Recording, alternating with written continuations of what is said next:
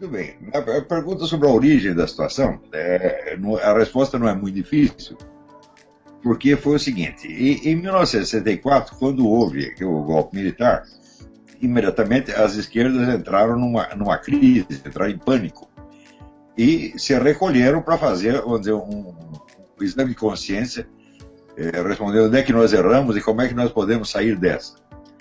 E daí surgiram ali, vamos dizer, houve uma efervescência, muitas discussões, e duas propostas ganharam apoio ali, formaram-se duas correntes. Uma que, inspirada no livro do Regis Debray, A Revolução na Revolução, propunha uma ação armada. E a outra, muito maior, muito mais vasta, que começou então a ler os livros do fundador do Partido Comunista Italiano, Antonio Gramsci, o qual tinha uma visão muito original do processo revolucionário. Ele dizia que o fator decisivo, a origem dessas especulações do Gramsci é muito remota, começou muito antes dele, começou na verdade em 1914, quando estourou a Primeira Guerra. Os comunistas esperavam que os trabalhadores de todos os países se recusariam a lutar no que lhes parecia uma guerra imperialista, e tomariam partido do pacifismo. E aconteceu ao contrário, justamente na classe operária, porque apareceu o maior entusiasmo nacionalista e belicoso na Primeira Guerra. Os comunistas ficaram muito assustados com isso e disseram: o que houve com o proletariado?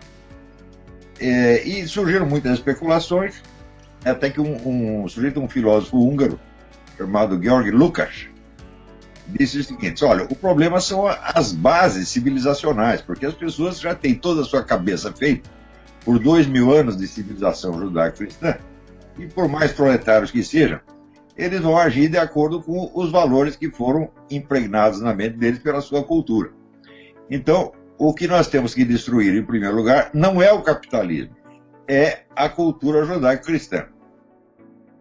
Foi dentro dessa linha que o fundador do Partido Comunista Italiano, Antonio Gramsci, começou a trabalhar na década de 30, mas ele só teve a oportunidade de registrar os seus pensamentos por escrito quando foi para a cadeia. Ficou 12 anos na cadeia, não tinha nada que fazer, então ficava escrevendo o dia inteiro, e daí saiu essa série que se chama Caderno do Cárcere. E ali ele resume essa concepção. A mesma concepção foi trabalhada em dois frontes. Um, o Antonio Gramsci, e outro, a chamada Escola de Frankfurt, que era um grupo de estudiosos na Alemanha, que, financiado por um milionário argentino, criaram lá um instituto e começaram a trabalhar essa ideia do que se chamaria depois Revolução Cultural.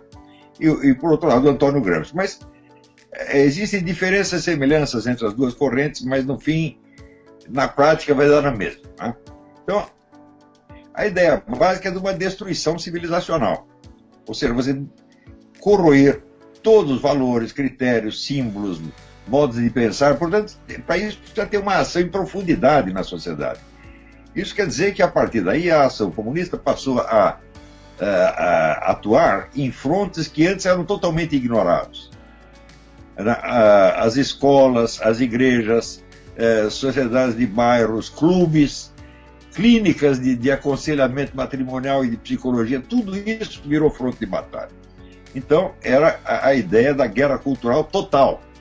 Nada pode escapar. Tá certo? E era uma coisa tão inédita que o pessoal do outro lado nem percebeu, levaram décadas para perceber. Você vê, no Brasil, por exemplo, eu, já com um atraso monumental, eu escrevi um livro sobre isso, publiquei em 93, chamado A Nova Era da Revolução Cultural. No meio militar, a primeira reação levou 8 anos para aparecer. E mesmo o general José Fábrega escreveu um artigo falando a respeito, não foi muito bem recebido o artigo, e depois outro general, Sérgio Augusto de Avelar Coutinho, meu amigo já falecido, escreveu 2 livros excelentes, resumindo a concepção do Antonio Gramsci. E só para você saber, o general Coutinho morreu amargurado pela indiferença dos seus colegas, né? Uhum. Então, isso quer dizer que no Brasil o pessoal não está muito bem atualizado com isso até hoje. E eu digo, eu já comecei atrasado, porque a absorção da concepção do Gramsci pelo Partido Comunista Brasileiro começou em 64, 65. Começou por iniciativa do Enio Silveira, que era o dono da maior editora comunista do Brasil, a editora Civilização Brasileira, que então criou uma revista especialmente para o debate interno da esquerda, a revista chamada Revista Civilização Brasileira. Né? Evidentemente, eu li todos os números dessa revista, até que ela parou de funcionar, e ali você tem ideia da profundidade, da seriedade do debate que os esquerdistas se entregaram naquele momento. Eles não estavam para brincadeira. Eles falaram, nós caímos do cavalo uma vez, não queremos cair duas, não vamos cair nunca mais, nós vamos levantar disso e tomar tudo. E de fato o fizeram.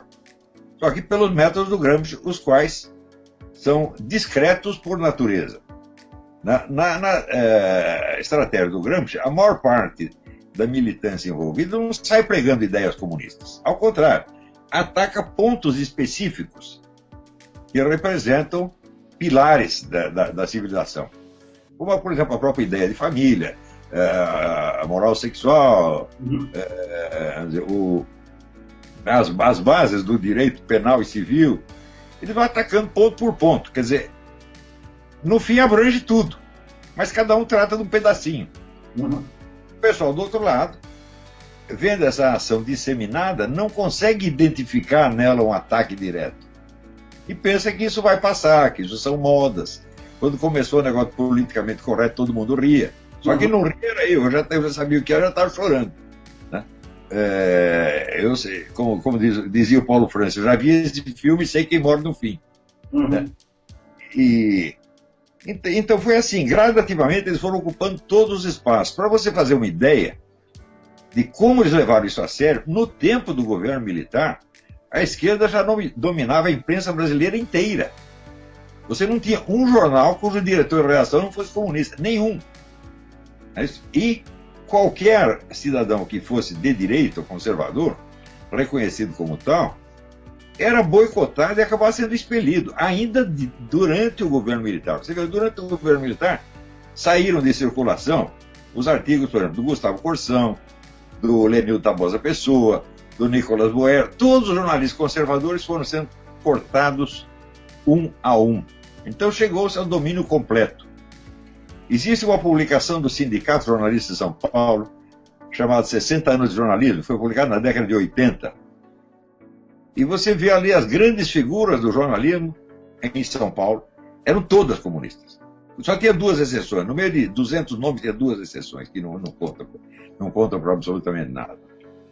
Ao mesmo tempo, eles estavam dominando o sistema educacional, usando, sobretudo, publicações da Fundação Vitor Chivita, chamada Escola e Sala de Aula, que iam fazendo a cabeça dos professores e introduzindo as ideias de Vygotsky, Emília Ferreiro, todos esses doutrinários comunistas da educação. A profundidade e a imensidão desta operação, as pessoas não conseguem medir até hoje. Por exemplo, aqui nos Estados Unidos eles estão criando um novo currículo, como no Brasil, novo modelo curricular. Eu acho que é nova base curricular, não sei como chama no Brasil. Aqui é Common Core, quer dizer, o núcleo comum. Né? E o núcleo comum, as pessoas discutem, umas gostam, outras não gostam, até que apareceu a pesquisadora e foi rastrear. Falou, de onde apareceu isso?